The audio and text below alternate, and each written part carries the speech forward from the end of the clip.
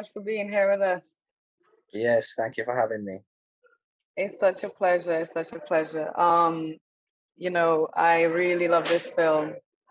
I remember when I saw it first in Trinidad and Tobago Film Festival, I think when it premiered in 2018. Yeah. And the reaction from it was just such a great vibe in the theater. Everybody was just, it was a really, really great experience. I feel like a lot of people really connected with this story, really connected with this film. So one of the things I wanted to talk about, first of all, is the fact that you actually have some Vincentian heritage, right? Yes. Yeah. Yeah. My father's mother was born in St. Vincent. Yeah. Okay. I've been wanting to go there, and I've always been told that that big cross that's out on a place that I'm have some relation to whoever that person is in that cross. I don't know a lot about it, but and even my dad's mom, of all my grandparents, I didn't know her so well, but I've always, just because of that, I've always been curious, Yeah. Yeah. Well, we Actually, have to get you over here. I know, I'd love to come. My whole family took it when I was in film school in Los Angeles. My entire family, most of them went on some Caribbean and went to every island, including St. Vincent, and I got left out. So that to make me always kind of, try to catch up. So you've never been, so you have heritage here and you've never been. Exactly. Wow. Well, we must get you over one of these days. Definitely. Yeah. So let's talk a little bit about this film. Like, obviously, track and field is a big deal in Jamaica. Jamaica has a lot of international presence. So, in some ways, like when I saw it the first time, I was like, oh, this makes sense. This is such a integral part of Jamaican culture. Like, it makes sense that this film has been made. But for you personally, like, what was it for you that made you want to tell this story? Well, it was a few different things that came together. One, after I'd made my first film, Better Must Come, and then, myself and a bunch of emerging filmmakers at this collective New Caribbean Cinema, we did a bunch of work there. And I had other stories that I wanted to make personally before Sprinter. But I just knew, I was looking around, I was just like, okay, we've been have the fastest man in the world, fastest woman in the world. We've had these people for a very long time, and it's obvious this should be made. In the same way, you're like, oh, of course this movie was made. I felt the same as like, someone needs to make it. And a few things came together. One, I had lost my mom a lot. I didn't expect to lose her. She was unwell, and she got sick and passed relatively fast, and it was a big blow, and I definitely was trying to deal with those emotions, and if I could only talk to my mom again, if I could only tell her this feeling, it was just like a constant feeling I had. And for me, like, something has to drive something in me or that I'm dealing with. I usually put into my characters, you know what I mean? I occupy the world with things in my life, even if it's different, it's still coming from that source. So I kind of saw the part, maybe, what if I could get back to my mom? And I said, well, maybe here's a character that if he could run fast enough, maybe he could get back to his mom, so I really resonated with that emotion and that kind of drive. Also, growing up in the Caribbean, it's very common for one parent or both parents to be working somewhere in the global north, whether it's America, Canada, England, sending back money to support the family. That's so commonplace that, in fact, people think you're lucky if one of your parents is over there working foreign currency and sending it back. But I was interested in, like, what's the emotional toll that takes on people where you have a family, they're not physically together, even if they're supporting, etc. So all of that came together with the fact that, I love sports, and also while I was coming up with this idea, I started to work on Usain Bolt's commercials, because there was a period where, when he was in his prime, heights of his powers every single weekend. But basically, the thing about Bolt that is, in addition to everything else that's amazing about him, I really rate him to the highest because he told all these people sponsoring him, like, I'm not gonna stop my training to travel where you are to go shoot your commercials. You need to come shoot those commercials in Jamaica. Commercials here. Mm-hmm. So we had these huge, big budget international commercials happening in Jamaica every weekend. It was almost like a sub industry in the film industry. And I started working there, and then I worked up to being like a go-to person to film Bolt and to direct things with Bolt. But then I also started working with Puma, and Puma sponsors a lot of the high schools. So I started to actually shadow all these high school athletes that people were saying, oh, this is the next Usain Bolt, right? So I was actually shadowing people that I was writing about. So everything all these things were swirling, and they came together as I developed this script, you know? So it's kind of like almost this sort of serendipity kind of things just sort of connecting.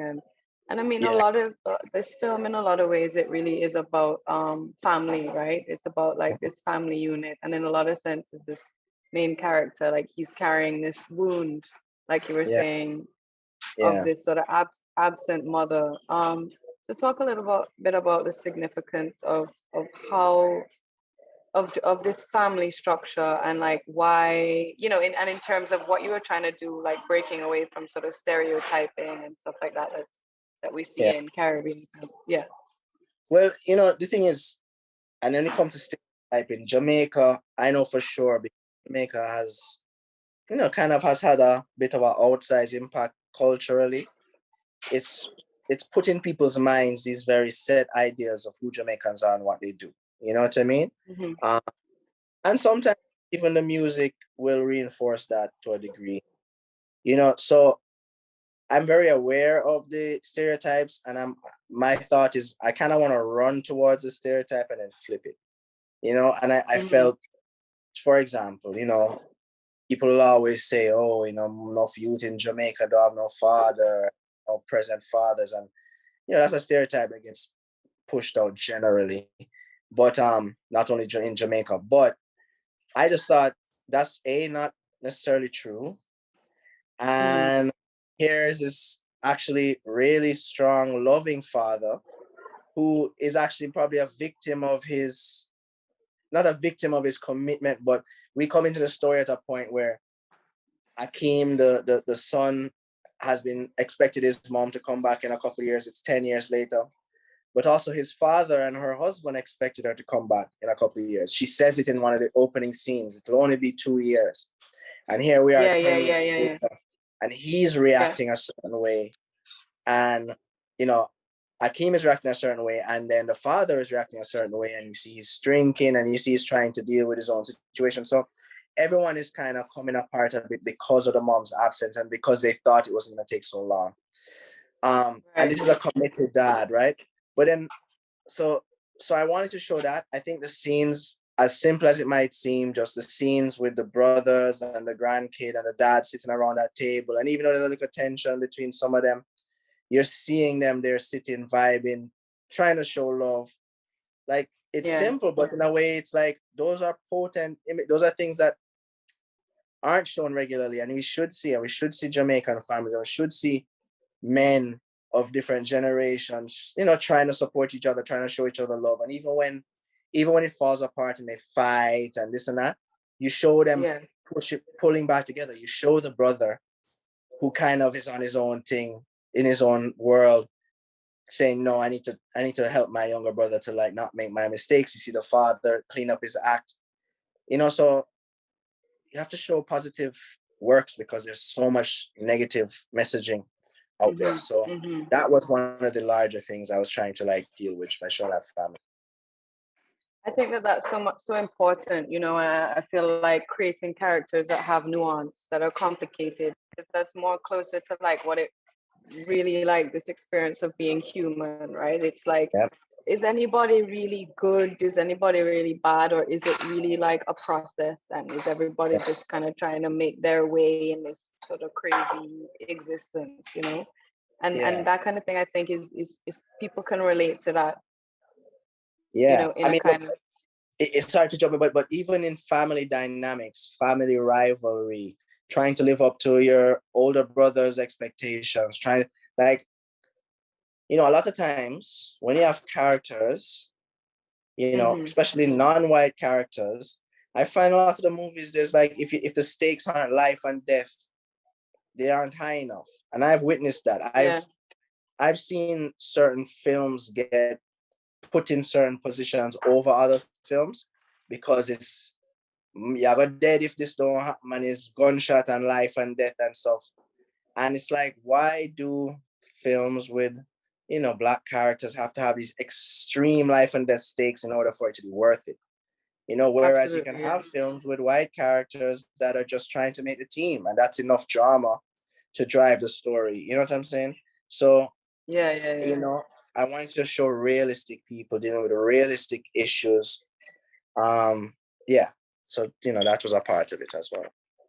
And I think that's really important in terms of this sort of, you know, one of the things that I love about Caribbean cinema is like seeing that sort of reclamation of narrative, that kind of expression of like Caribbean identity, like in this sort of, you know, I mean, relatively new art form, right? It's like, I love this, the kind of like the self-authorship. It's like after all of these years, hundreds of years of colonial rule and having that narrative sort of distorted and perverted, and people told things about themselves and all of this kind of thing used to suppress them and oppress them and all this kind of stuff. Is like Caribbean people now like taking that back and saying, no, actually we are human beings with nuance, dealing with the same things as everybody else, you know. And so that's like a part of that tradition that you recognize, that you broke away from with this film, pulling away from that legacy, right? Like that's why we do this with the festival. Like that's kind of what it's rooted in.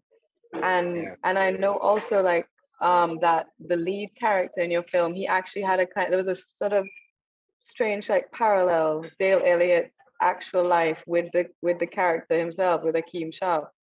Yeah, I mean, the crazy thing is, you know, when we were casting Dale, we knew we needed someone who was a rail runner, someone who could play, was young enough that they could be believably a high school kid. But he was like a, you know, he still is like a, you know, online kind of personality. And when we met him, but he didn't have acting experience. But when I kind of talked to him about it and told him the plot, he looked at me and said, hold on, is somebody telling my life story? And it was kind of like, what do you mean? And the thing is, his life story in terms of separation from his family is more extreme than these characters. You know, Dale's parents, his mom left and went to the UK, I believe, when he was like younger than 5, and his dad left and went to the US not much after that. And he, you know, lived with his grandparents, and really and truly, that I really respect that youth, and I've grown to respect him so much because he's really a hustler. He's smart. He finds a way. He's kind of made his life, you know. And we made this movie, and when we were going to Los Angeles to film the final sequences, he went to Florida where his father lives. And I believe that was the first time he had seen his father in person in 10 years. And then when we went to the UK after that to do our UK premiere at the BFI, his mom greeted him at the airport. And that was the first time he had seen her in person in 17 years, I believe.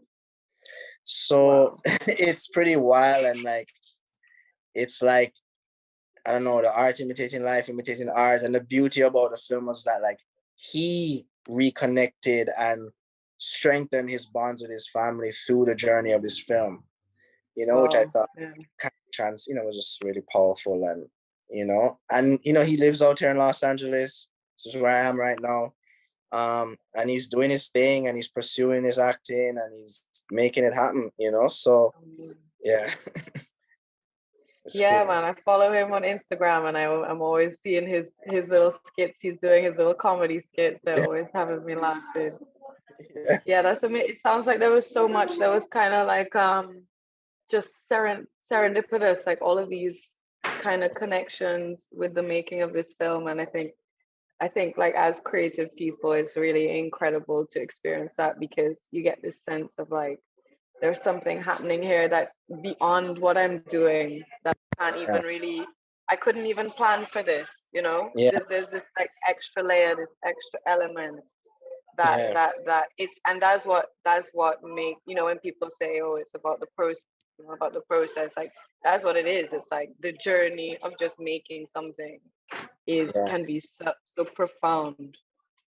Yeah. And I think, you know, when they say speaking things into existence, I know there's truth to that. I think Mm. just when you put enough effort towards something, maybe, you know, you're just putting out a frequency that attracts other frequencies, and it seems magical. And I would just say Jah works. That's kind of how I just say it, just Jah works, you know what I Yeah, mean? yeah, And, exactly. you know, and I see, and people come and people show up that fit the bill, you know? Yeah, yeah. So yeah, and we're currently working on a TV series based on Sprinter as well. Amazing. Yeah. We have a couple questions. Somebody's asked from our opening night event here, how was Storm able to keep the Creole and translate it to the wider audience?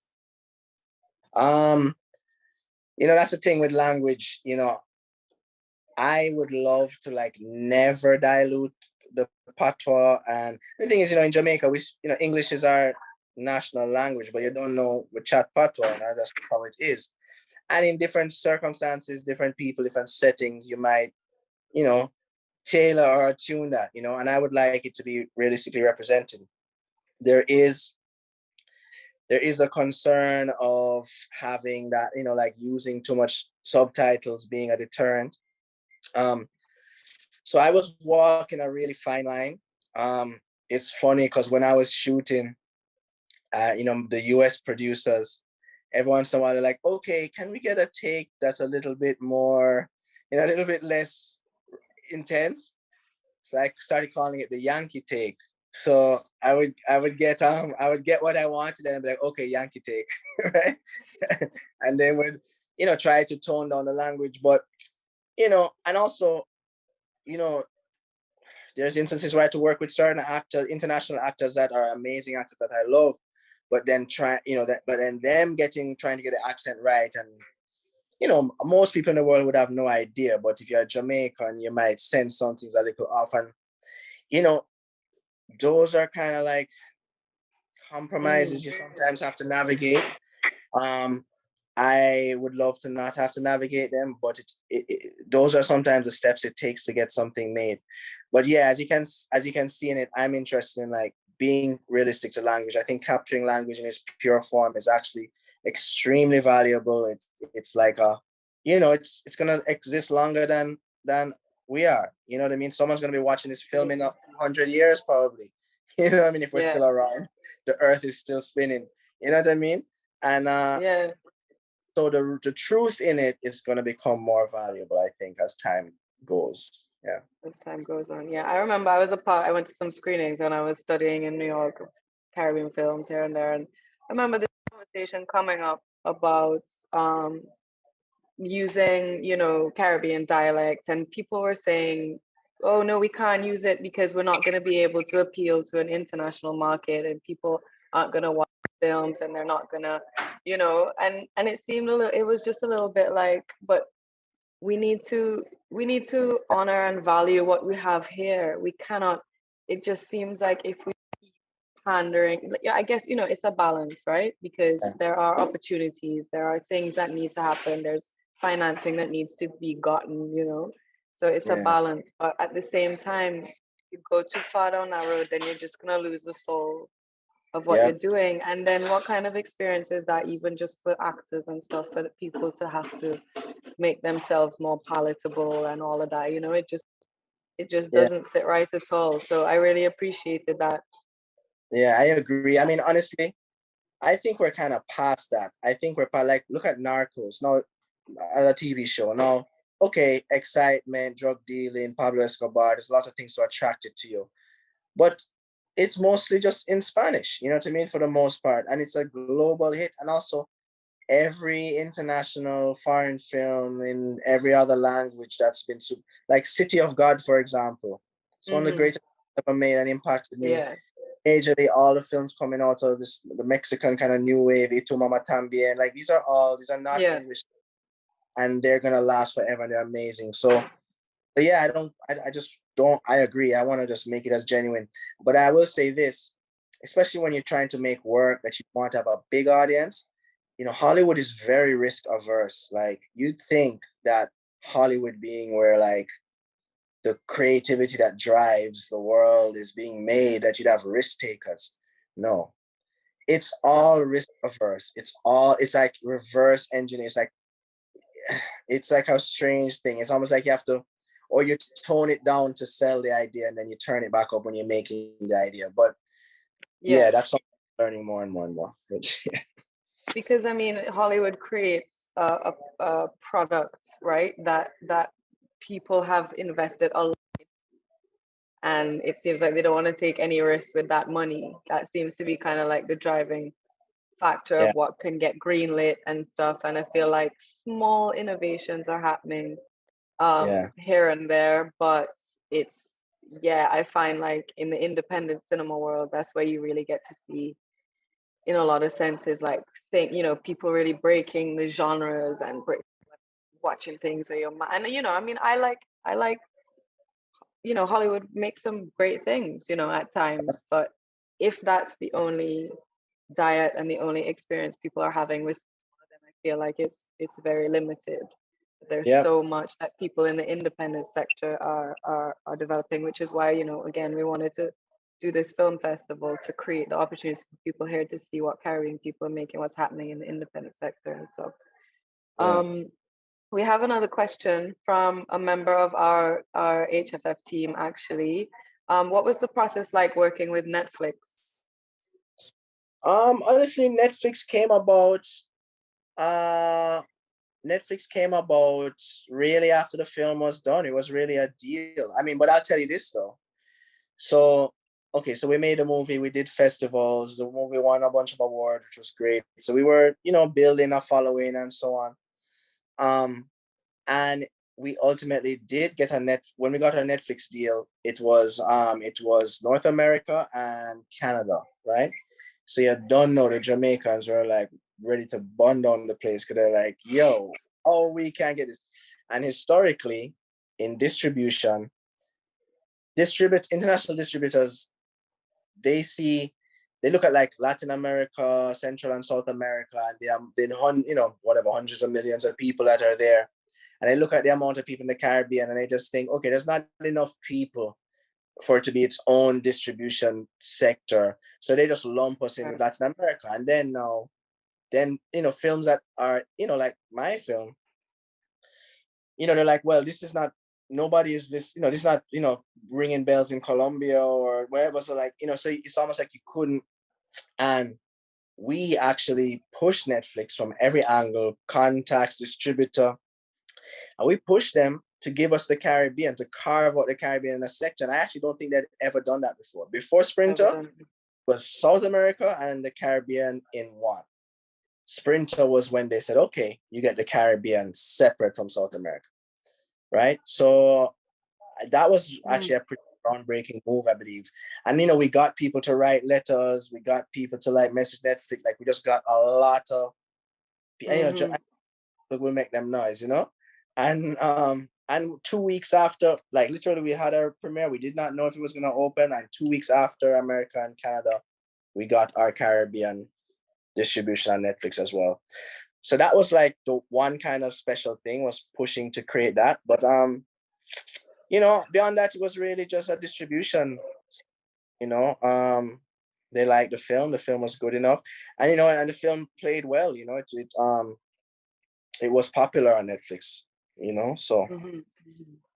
So yeah. That's great, man, because now that precedent has been created. So the next time somebody comes through with a film that they want Caribbean distribution for, they might be able to be like, okay, well,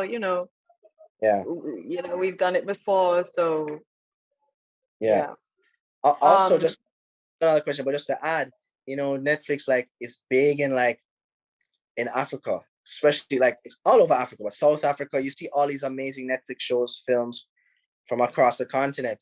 And, again, that is a very natural market for our films. So like the beauty of a Netflix is that they're all over the world, and you know, there are all these spaces. There's hundreds of millions of people that want to see what's made in the Caribbean.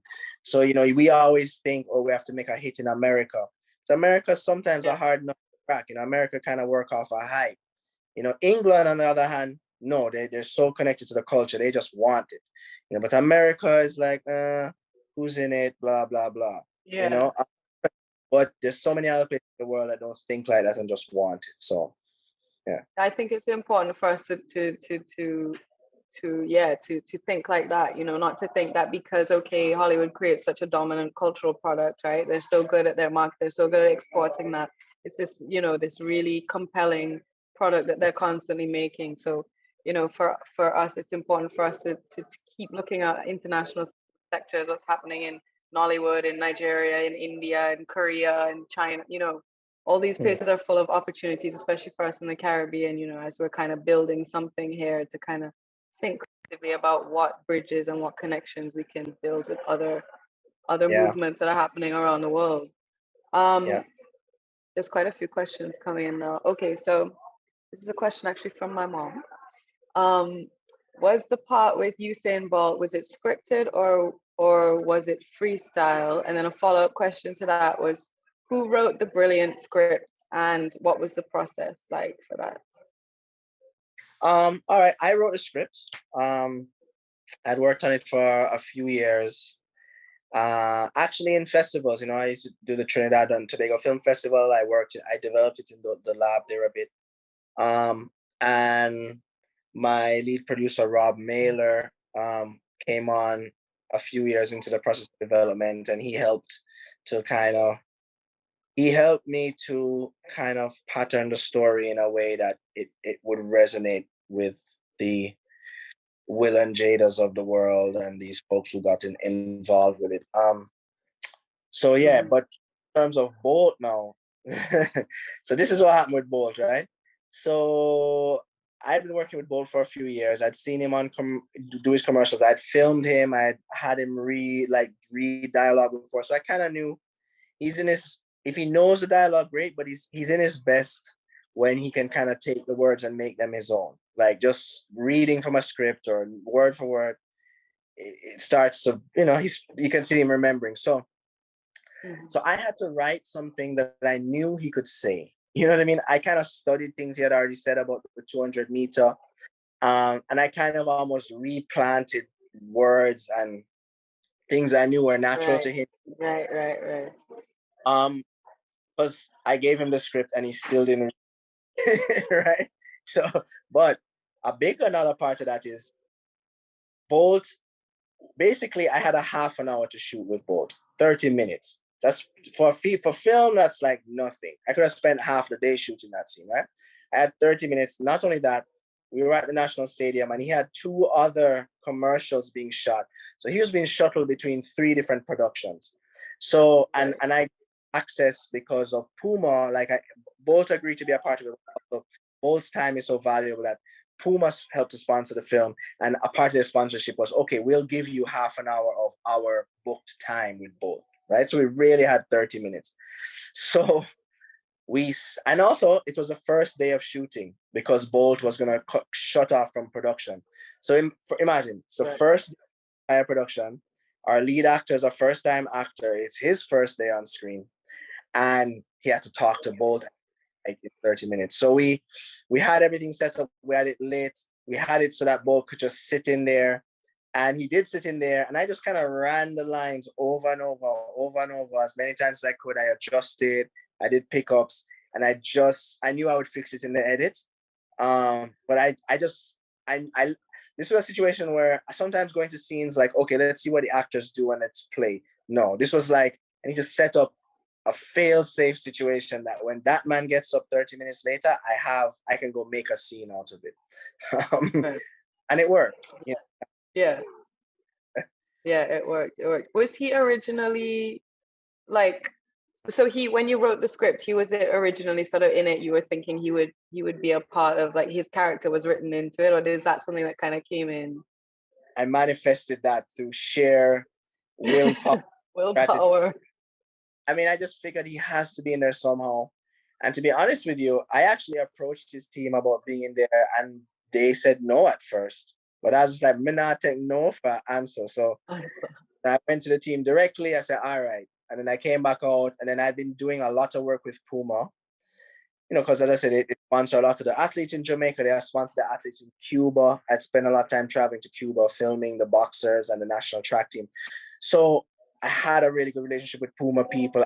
They were able to deliver both. So, and then just the moment after we found out both agreed with, that made the investors get excited. It was just like a domino effect. But yeah, it was power and many years of just working up and getting into their good graces to the point they were like, okay, we know say Storm not enough foolishness, And yeah, 3 years. And I guess they were probably happy about it afterwards. They were like, okay, yeah, you get you. He loved it. Yo, when we premiered it, him and his whole crew sat behind us, and they were making so much noise. I didn't realize it was them at first. I had to look around like, yo, all of my next one. Then I realized, like, all right. They loved it. So yeah. That's great. So some more comments. We love the captions. It feels international, accessible for the deaf community. And from Jennifer Nathan, the closed captions helped me with the dialect. So this is from our online audience. Yeah. And I'm glad they were used. Yeah. A question from Von Lee in the audience. What is happening with the film now in terms of distribution? Well, the film is now on Hulu. So it's no longer Netflix, it's on Hulu. It's available, you can rent it on Apple TV, Google Play, Amazon, and all of those. In the UK, I believe it's still on, it's on Sky Cinema in the UK, so you can stream it there. And we have other distribution deals throughout the African continent. But yeah, internationally, you can rent it still. And as I say, so the film is going, and we are currently in development on a TV show based on Sprinter. Not the same exact characters, but set in the same world, following a coach and his students and his athletes. And, taking them through this life, starting in high school, that final year of high school for track, which is so important, trying to figure out what the next move is. Do you go to college?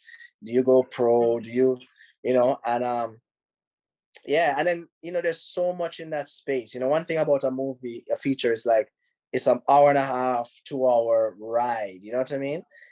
But if you spread it out, then you can really get into the depths of who these characters are, into like the philosophies of training, like why are they really so fast? What's that training look like?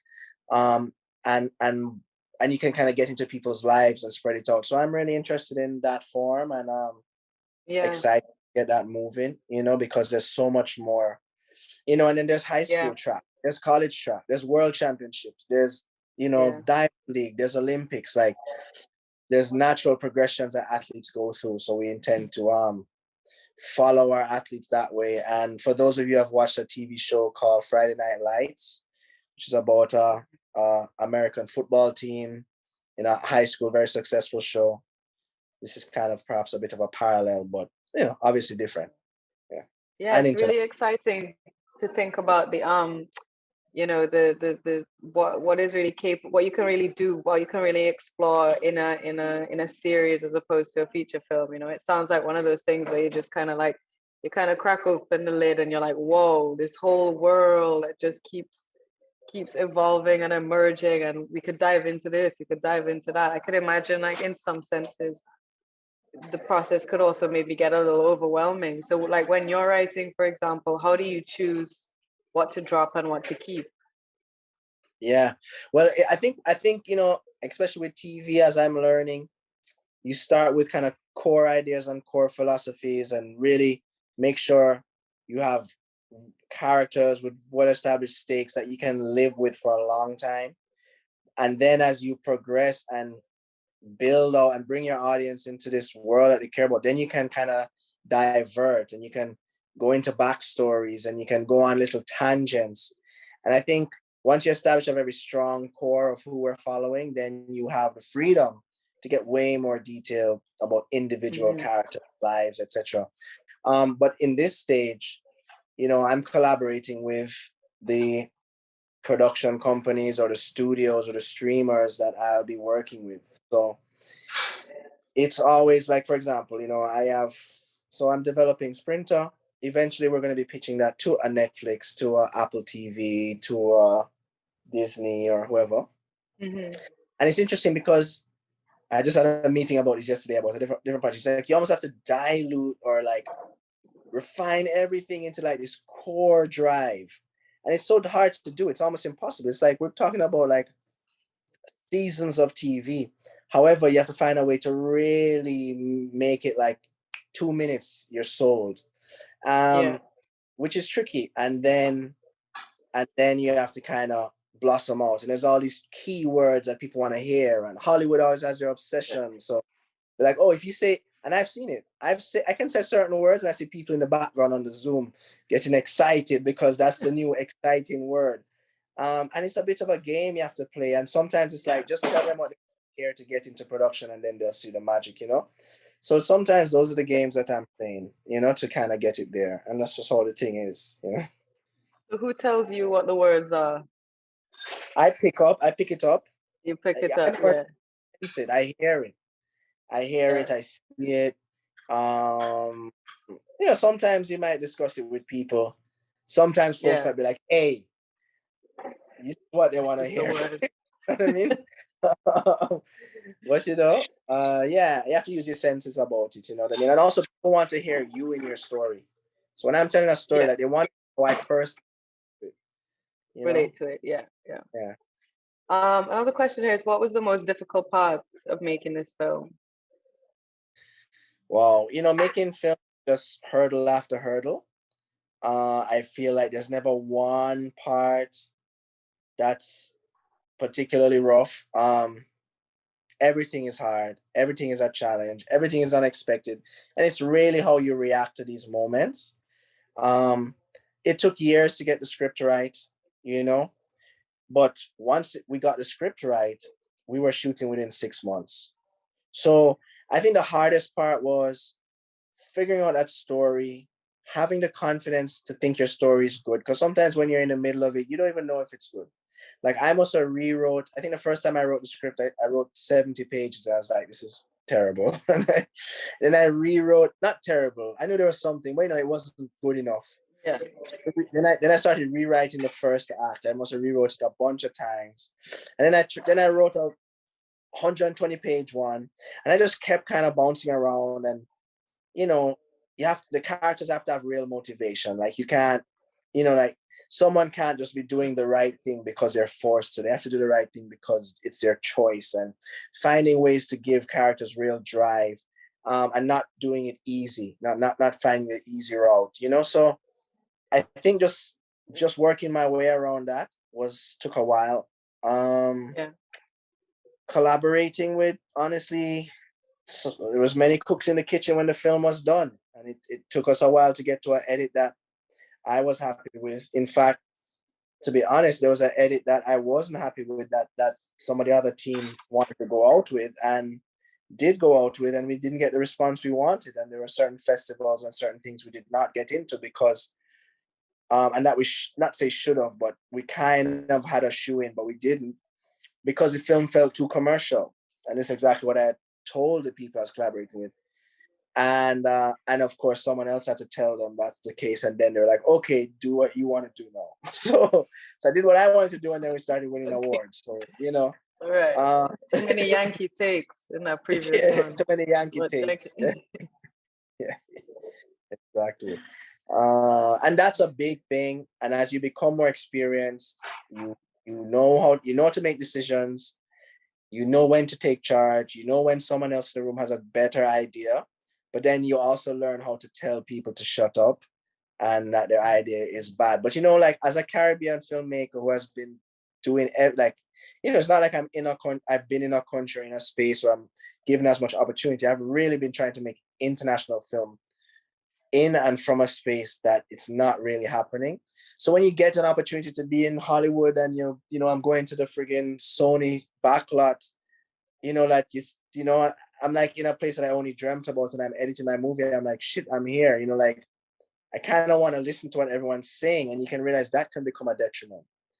You know what I mean? Right. You can become too open and you can put more weight in other people's things when after a while you realize them don't even know what the rest of them are talking about. They don't know what they're talking about. Yeah, they You know what know? I'm talking about. And you're like, it's actually been, like realizing it's actually your vision that got you there to begin with. But I think as well, like that comes back to kind of the intensity of that space and the kind of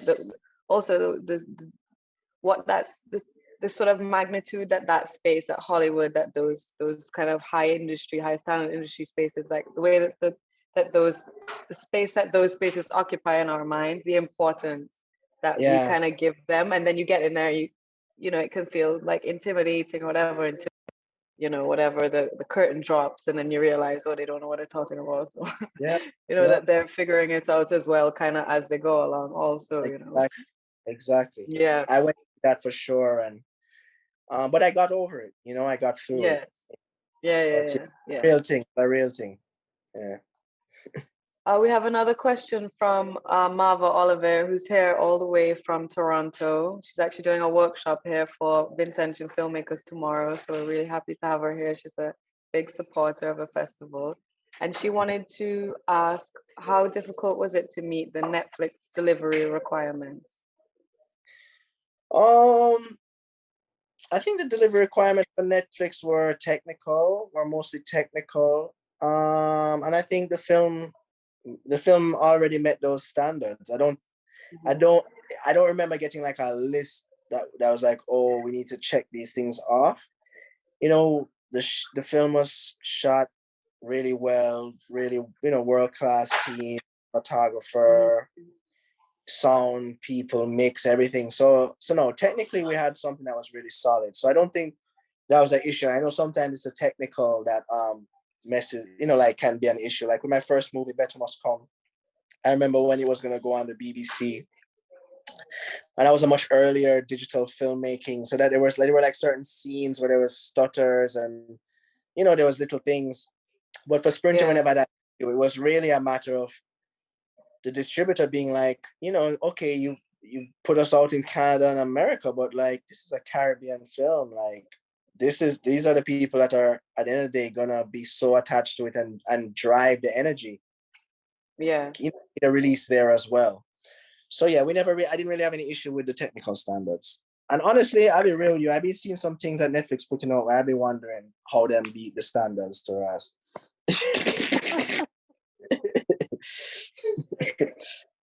Well, they really get you with this. Like, so we have another question. From this one is actually from our programming director, and he's based in Jamaica now. And he said this film has set a high level for the Caribbean in terms of its production values and the scale of the story. Could you touch a little on how you approach the funding? Yeah. Well, with the film, we basically had Rob Maylor, who's the lead producer on the film. He had his company Mental Telepathy Pictures. His partner in that is Richard Jefferson, who is a now retired NBA player, media mogul, and very cool guy who, Rob was able to put the script in his hand, and he related to the story of like a young youth excelling in sports, making it out of a situation, etc. And he was the first one that got involved and backed it, was Richard Jefferson. And then, Overbrook, which was no longer around, but at the time, was Will and Jada's production company. And also with the script.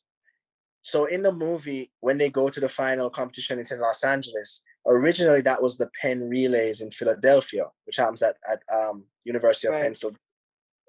And the East Coast tends often to be like the route that Caribbean folks take even when they go to North America. They kind of end up in New York or somewhere on the East Coast.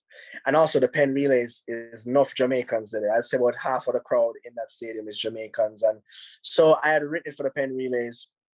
So then there was this whole Philadelphia element. The mom was in Philadelphia, right? And then you don't know, how Philadelphia in the Will Smith world, Philadelphia is relevant. That's where he's from. So there were all these little touch points. I know Jada's mom being a Jamaican as well and all of that. I just think it was a right moment that we were able to put the script in their hand. And because we already had some investors, they signed on really quickly. Like, honestly, we got them the script on like a Tuesday and we got the call on a Thursday and they said they wanted to make it. So it was Richard and then Jada. And once they got involved, then, money, it was able to get the money, and we even got investors from Jamaica, which is interesting. We had to go outside of Jamaica to get money before Jamaicans gave us money. But, so the thing go. So it have to go. And that's what happened. That's how the pieces came together. I'll tell you what happened with this film. It lived in my mind for a long time. I wrote it and rewrote it. But there was a certain point where I just got super serious. I got that final script together. I started to pull together people that believed in it and supported and kind of made my ideas manifest in a better way. And honestly, once I got really serious and confident about what I was doing, it was happening, man. It's like you take one step towards something, it takes two steps towards you. I always say, man, I should have instead of taking 3 years to write a script, I should have just powered through it in the first year. But these are the things you learn. Now I'm writing a bunch of stuff. And I'm writing way faster, and I'm turning things around way faster because I just know things only move when the project is complete. You're only going to get money when the script is done. Even if you pitch someone a great idea, they'll be like, "Oh, I'd love to invest in that. Let me read the script. Oh, it's not done. Let me read the script. Get it done." Yeah, exactly. No, I mean, it's an amazing achievement, really was. And it's just great to hear about your process. And I'm sure it's really inspiring for a lot of filmmakers here and a lot of younger people kind of coming up to just hear that, because everybody sees the final product. They're like, wow, what is, it had this person inside it and this and that. But I think oftentimes that process, like the real graft that goes into it, and kind of demystifying that process is important to say, even though it took you however many years, and even now you think back and you're like, wow, maybe I should have done it like X, Y, and Z, but just realizing that's just part of how it goes, and just to kind of trust that and not fight down yourself, Well, amazing. I mean, we're coming to the end of our time now. Thank you so much for being here with us. It really means a lot. And no worries. I just saw a message that says one more question from Rory. Oh yeah? Let's check it out. Yeah, look at here. Oh, can you comment on the rivalry between Jamaica and the US? The film showed David beating Goliath. Yeah. Well, typical thing. Well, Jamaica, I think when Bolt came along, he really changed the game in terms of showmanship and, even psyching out his opponents. He's just so confident that he was just and, Americans definitely, they have that thing where they try to psych you out as well. And, we're the dominant, we're the this, we're the that. And I feel like you saw it recently with Sha'Carri Richardson. You know what I mean? This just extremely, this kind of personality, which is great and will get you the attention. But then, it does come down to what you do on the track, And I just seen that play out many times. I saw people, talking down about Bolt and about Shelly. I just saw people kind of trying to psych out the Jamaican athletes and them, putting their head down and really rocking it. So I wanted to show that. I really wanted to show that it's more, put on your mental blinkers, forget about the hype. Mental blinkers. Yeah, and go for it. Mental blinkers.